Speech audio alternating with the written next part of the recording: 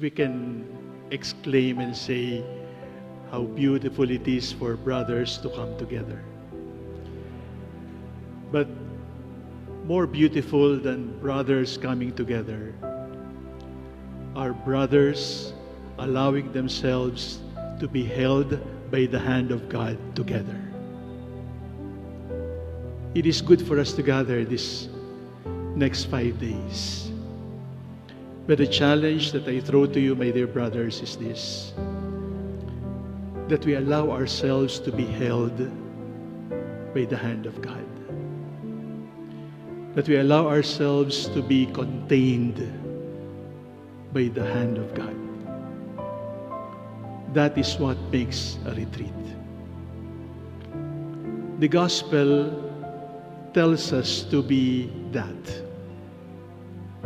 We are called mustard seeds. And the first duty of a mustard seed is to allow itself to be held by the hand of God. Because the mustard seed cannot plant himself. Because the mustard seed cannot grow by himself. The mustard seed has to be held by the farmer's hand. And it is for the farmer to decide when that seed will fall from those hands. So my first request to you, my dear brothers, is it is good for us to be here, but it is better for us if, as a fraternity of priests, we allow ourselves together to be held by the hand of God.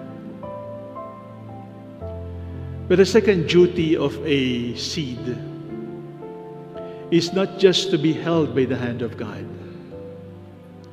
Please, my dear brothers, allow yourselves to be dropped by the hand of God. It is not in the sense of nilaglag ka. It is not in the sense of being abandoned and being forsaken. Because science tells us that seeds do not grow on the palms of human beings. Seeds can only grow if they are planted by human hands, but seeds can only grow if the seed allows itself to be dropped from those hands. If the seed can talk and play sentimental, the seed will say, "Di mo na ako love." The seed will say, "You promised me forever. Why are you dropping me now?" But the hand will say to the seed, "But if I will not drop you, you will not bear fruit." So the second message of the gospel for today is to take courage, allow yourself to be dropped by the hand of the Lord. Because the Lord knows when to drop you. The Lord knows that stress, difficulty is good for you. But the third duty of the priest mustard seed is not just to allow himself to be held, to allow himself to be thrown. The next duty of the mustard seed is to just wait buried in the soil.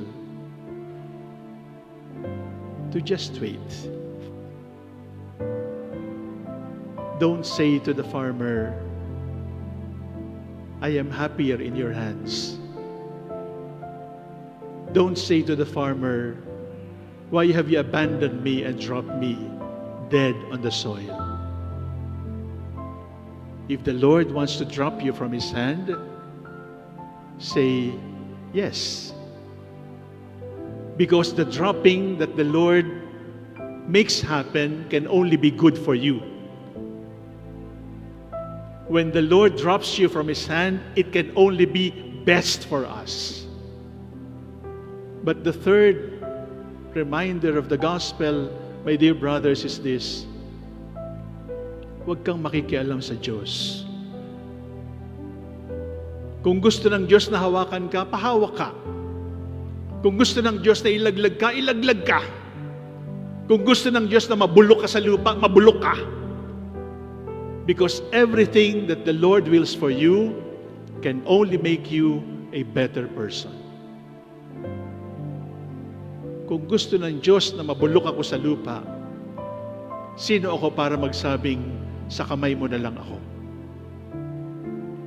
Kung gusto ng Diyos na ilaglag ako at mabulok, sino ako para magsabing, mas matalino ako, alam ko ang mabuti para sa bini, at hindi alam ng magsasaka. 3 lessons that the mustard seed teaches us today. Be generous, trust in the Lord, and say, Lord, if you want to hold me, I am all yours. Lord, if you want to drop me, I am still all yours. Lord, if you want to make me feel forgotten in the soil,